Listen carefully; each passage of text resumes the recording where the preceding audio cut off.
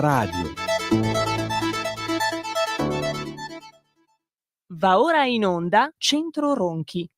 Buongiorno Francesco, a te la linea. Grazie Sveva dalla bellissima voce. Sabato scorso ero in ferie, adesso è tornato. Un abbraccione a Tina e alla mamma, alla nonna, 102 anni, un abbraccione a Matteo, grande abbraccio. Noi proseguiamo nelle nostre conversazioni iniziate ormai più di un anno fa, a giugno dell'anno scorso, e che hanno avuto come base di partenza lo studio, la riflessione sulla democrazia, la sua essenza e la sua attuale crisi. Abbiamo cercato di valutarla in ogni modo, da ogni punto di vista, e abbiamo potuto rilevare che la crisi della democrazia indubbiamente c'è, indubbiamente è sotto gli occhi di tutti, ma oltre a essere sotto gli occhi di tutti sta mancando delle basi per potersi riaffermare, per poter uscire dalla sua crisi. Quindi, e questo è il percorso dell'anno entrante, c'è bisogno come fattore dinamico di rinascita di questa idea, di questa applicazione della democrazia, c'è bisogno di esplorare le vie di una nuova dottrina sociale. Nuova dottrina sociale che significa rivalutare, rivedere i costumi, quelli attuali rispetto al passato, avere un'idea di popolo che sia tale da poter affermare il titolo di un potere, quel kratos, quel potere che spetta al popolo. Però il popolo deve essere popolo. Ora, in questi decenni, i decenni del trentennio almeno socialista, si è percorsa la strada ideologica dello smantellamento dei popoli, del loro sgretolamento, del frazionamento. Si dice che si è combattuto quello che appare essere l'individualismo, l'egoismo. In realtà questo è anche vero, ma c'è una causa di questo egoismo e di questo individualismo, e cioè il collettivismo. Nel momento in cui tu disgreghi il concetto stesso di popolo e la sua essenza, quindi il concetto delle unità, degli elementi di base di questo popolo, delle caratteristiche anche territorialmente delimitate di questi popoli, è chiaro che vai a spingere la persona a chiudersi in se stessa e a pensare soltanto a se stessa. Perché? Perché si deve difendere, perché non è più popolo, non è più parte di comunità, familiarità, famiglie, società. Si sente estranea e oppressa dalla società di cui essa stessa vive, di cui ha bisogno. Questa è la contraddizione. È la contraddizione a cui giunge poi, è sempre giunto, qualunque sistema socialista, perché i sistemi socialisti sono sostanzialmente, che lo si voglia negare o no, hanno come deriva finale una dittatura di qualunque genere essa sia. Un tempo era quella del proletariato, oggi è quella della tecnologia, ma dittatura sempre rimane. E sotto una dittatura l'individuo si richiude in se stesso e pensa a se stesso, a come sopravvivere. Questo è, che lo si voglia o no, il quadro in cui si è stati introdotti. Quindi quando si parla e si combatte l'individualismo e l'egoismo, bisognerebbe anche chiedersi che cos'è, anche sotto un profilo strutturale, sotto un profilo dell'organizzazione sociale, che cos'è che lo genera? Perché, ripeto, siamo davanti a una società che non ha più voglia nemmeno di riprodursi. L'inverno demografico è grave per gli effetti economici che comporta, ma è grave soprattutto perché dimostra che i nostri popoli non hanno voglia di protrarsi, di protrarre, di proiettarsi nel futuro. Non vogliono il futuro. E questo ciò significa che tendono, è un cupio di soldi, tendono a morire. E questo, a questo punto, quando uno cade in una depressione di questo tipo, forse bisogna prendere le medicine e aiutarlo a guarire, se possibile. Noi pensiamo sia possibile e quindi bisogna fornire le medicine.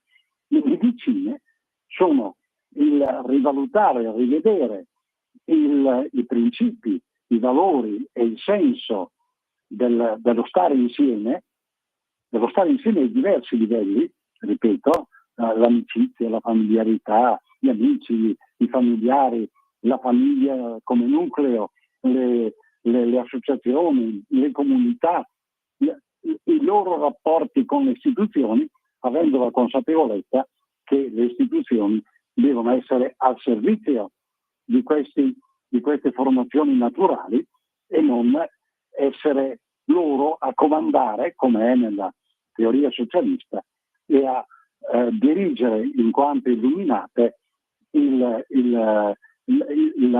l'operatività, l'agire del popolo e delle sue organizzazioni naturali, con i loro difetti e i loro tantissimi pregi. Se funzionano e si riproducono e stanno bene, vuol dire che i pregi sono maggiori dei difetti. Quindi c'è bisogno, sotto il profilo del pensiero, perché quello che è venuto a mancare è il pensiero, è ovvio, l'organizzazione, la struttura agisce per sé, quindi impone a coloro che ne fanno parte di non pensare, di agire soltanto secondo le direttive della struttura. E questo è quello che poco o tanto si è verificato. Si tratta quindi anche di riconquistare un pensiero, quindi di rivedere le esperienze fatte dalle generazioni precedenti per proiettarsi, per guardare con speranza a un futuro. Teniamo conto che quando noi contestiamo la cultura woke, contestiamo la cancel culture, quella che vuole cancellare il passato, concentrandosi soltanto sul presente, forse non ci rendiamo conto che quel tipo di impostazione culturale è né più né meno che l'esito finale di una concezione socialista, né più né meno. Quindi dobbiamo vedere questa religione idolatra che si oppone al senso che hanno sempre avuto i popoli di un trascendente. Cioè, esiste qualcosa che sfugge all'uomo, l'uomo è una creatura imperfetta, qualcosa che sfugge all'uomo e col quale occorre confrontarsi, davanti al quale occorre fermarsi, davanti al quale occorre umiliarsi, se serve. È un trascendente.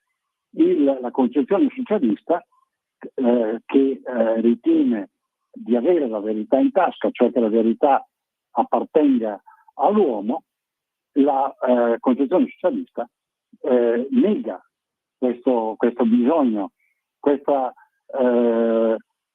imperfezione dell'uomo e dice semplicemente che quello che oggi non si è scoperto si scoprirà domani, ma l'uomo può arrivare alla perfezione. È un'idolatria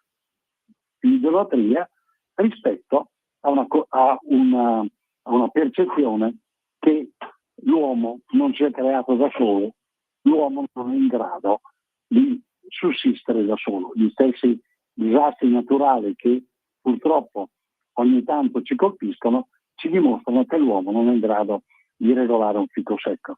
Quando si parla di crisi climatica si prende atto di un dato oggettivo, cioè qualcosa è cambiato, ma pensare che sia l'uomo a poter cambiare il clima può cooperare a preservarlo, può assumere una cultura atta a preservarlo, però pensare che possa dominarlo, francamente, fa sorridere. Superbia di fronte all'umiltà. Ecco, sono due atteggiamenti, due comportamenti, l'uno considerato nella cultura cristiana il peccato, la superbia, l'altro una virtù, l'umiltà. Ora, una dote quantomeno. C'è quindi bisogno di una dottrina sociale che affronti la situazione attuale. La situazione attuale per far sì che il popolo torni a compattarsi, i popoli tornino a compattarsi, a essere popoli e a poter esercitare quel kratos, quel potere che naturalmente a loro spetta. Ora, quindi c'è bisogno di rivedere i canoni. Rivedere i canoni perché, come ha detto esattamente Papa Leone XIV, se il suo predecessore della fine dell'Ottocento, Papa Leone XIII, si è trovato di fronte alla rivoluzione industriale, quindi a un sistema oppressivo dell'imprenditoria rispetto ai lavoratori, quindi un problema enorme. Per fortuna sotto questo profilo ci sono stati i socialisti che si sono ribellati a questa schiavitù. Dall'altro lato oggi ci troviamo davanti a un pericolo ancora maggiore, un totalitarismo di una tecnologia rappresentato da una tecnologia impersonale, non attingibile, governata da non si sa bene chi, rispetto alla quale, che fa anche da cuscinetto, da muro che impedisce il contatto, da cuscinetto fra i popoli e quelle oligarchie che effettivamente hanno in pugno queste tecnologie. Questo è il dato, lo sviluppo di questo. Quindi serve una dottrina sociale che consenta ai popoli di tornare ad avere ed esercitare quel potere che hanno perso. L'hanno perso e lo dimostrano le guerre in corso. Nessun popolo avrebbe scatenato quello che è stato scatenato, soprattutto non l'avrebbero scatenato né il popolo ucraino né il popolo russo, che non ne sa tanto quanto ne sa molto poco, è poco informato, né lo stesso popolo palestinese, se non fosse stato solleticato nel suo odio nei confronti del suo fanatico odio nei confronti degli ebrei. E quindi perdendo questo kratos, questo potere di autodeterminarci, poi anche i popoli sbagliano e anche i popoli ne fanno di tutti i colori, però perdendo questo potere ai popoli è tolta oggi la possibilità di determinare la propria sorte. Dipendono dalle decisioni altrui, le decisioni che vengono prese in altro luogo, con le quali è sostanzialmente impossibile interferire attivamente. Poi certo, anche chi ha il potere alla fine deve succhiare le proprie risorse dai popoli, quindi poco o tanto deve fare conto col fatto che impoverendoli troppo non hanno più da mangiare neanche loro, ma è un calcolo meschino e schifoso, ma così è. Ora, si pone quindi il problema di una nuova dottrina sociale che sia in grado di rivitalizzare i popoli, la loro consapevolezza di essere tali e quindi il loro potere effettivo. Con questo rivitalizzando quella che è oggi l'espressione politico-culturale idonea a esercitare questo potere che spetta ai popoli, cioè la democrazia. Quindi alla base di una riattivazione della democrazia ci sta una nuova concezione della vita sociale, una nuova dottrina sociale. L'unica di là dal fatto che dalle credenze, dall'appartenenza cristiana, io sono apertamente cattolico, quindi di là da questo, l'unico che sembra aver capito veramente il problema, quel problema che in poche parole vi ho esposto poco fa, è il Papa, è Leone XIV, questo Papa, Leone XIV, il quale ha assunto il nome Leone proprio in prosecuzione quasi ideale del predecessore, Leone XIII, il Papa della Rerum Novarum, quindi della rivoluzione industriale, dei problemi dati dalla rivoluzione industriale, ma soprattutto ha assunto la linea che fu del grande Papa, forse il più grande Papa del secolo scorso, Pio XI, e di un altro grandissimo Papa, forse il più grande degli ultimi 200 anni, Benedetto XVI. Ora, qual è il nucleo della rivisitazione che va fatta nella società? È quello che modestamente, come itinerario, abbiamo illustrato in questo anno, poco più.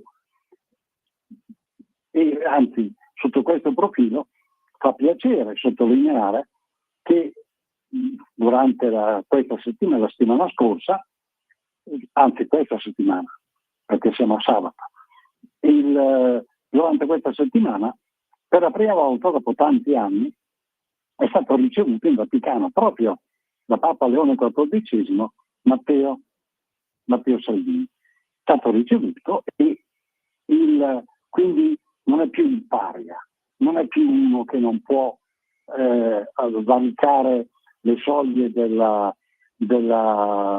città del Vaticano, ma è una persona che viene ricevuta dal Papa conscio del potere che oggi rappresenta Matteo e dell'attività che oggi svolge e anche come capo come segretario federale della Lega.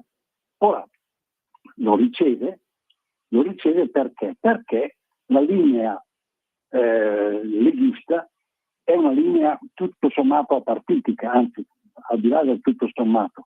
Purtroppo troppe strutture anche nella Lega sono partitiche, questo va detto. Però l'idea di fondo non è partitica. L'idea di fondo è basata sostanzialmente sul diritto naturale. È stata la grande intuizione di Umberto Bossi, viene portata oggi avanti da Matteo. Quella idea di base che abbiamo visto può essere anche di supporto a sistemi autarchici, a sistemi a oligopoli, a dittature, ma è anche l'unica che può essere di supporto di un'effettiva democrazia, quindi basata su autonomia e federalismo, basata sul principio di sussidiarietà, quale è stato lucidamente evidenziato da Pio XI nella lettera enciclica 40° anno.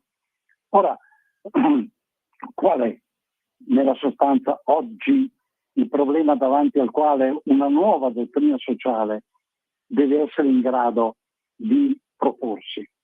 e di opporsi.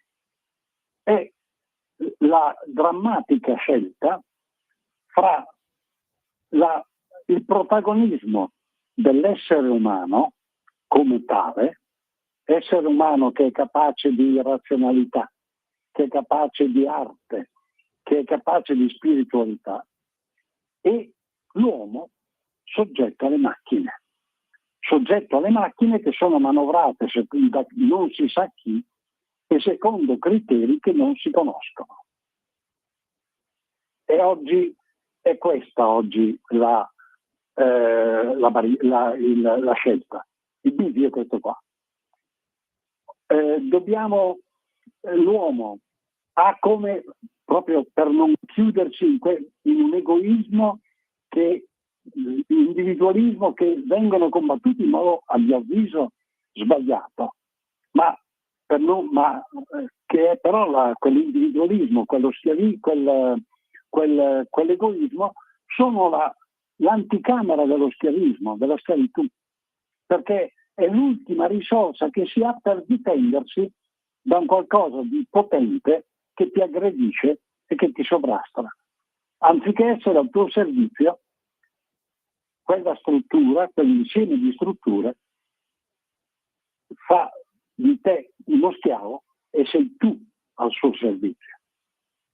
Questo rapporto che va capovolto, e se non c'è una dottrina adeguata di base, di sostegno, una rete, non si va da nessuna parte, si diventa schiavi, perché il più grande totalitarismo è dinanzi a noi, è di fronte a noi.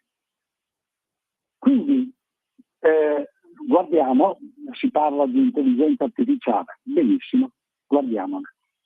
Nel momento in cui ciò che io devo fare è determinato da quanto mi viene suggerito da una macchina, già la cosa mi fa venire il dubbio che io non sia in grado di capire almeno tanto quanto quella macchina. No, quella macchina accumula una serie di esperienze secondo degli indirizzi che non conosco e mi dice quello che devo fare.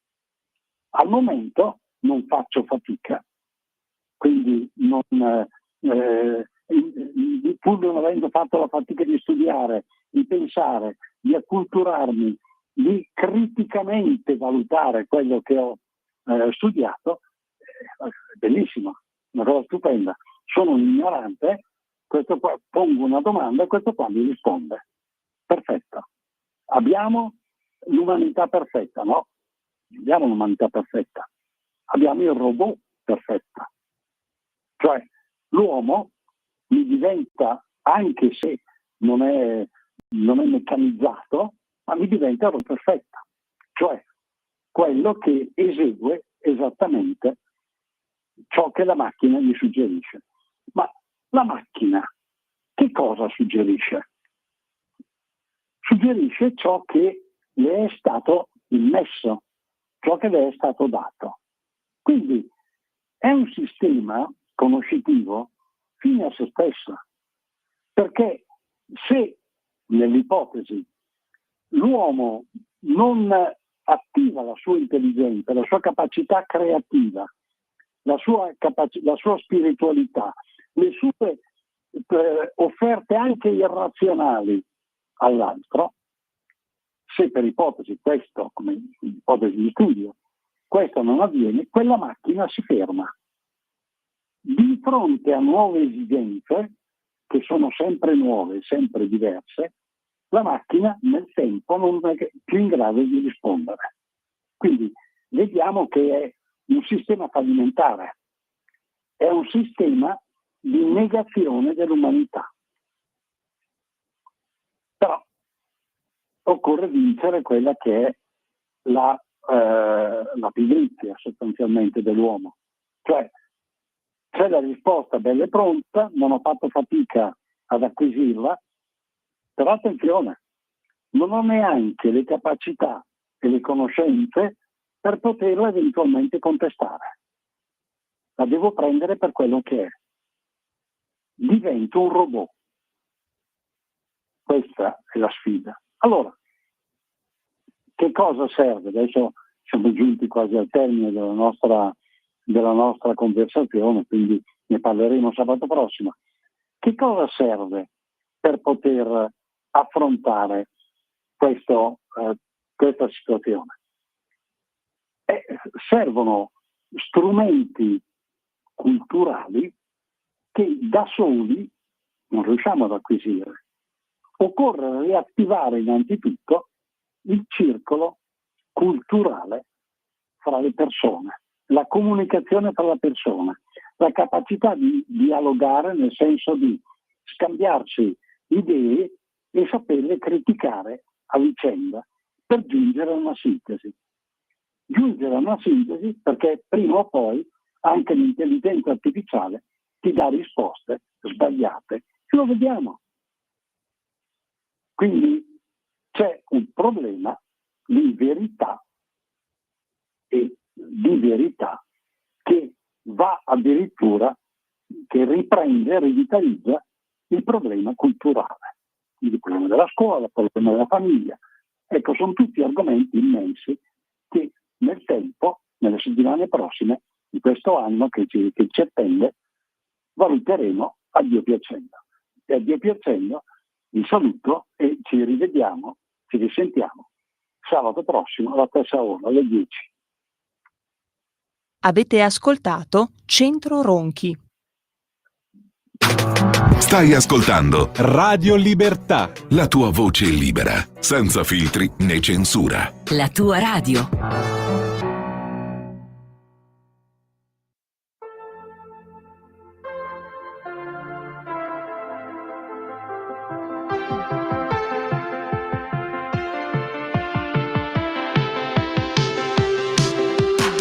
Insieme solo dentro casa, che senso ha? Di me non parli con nessuno.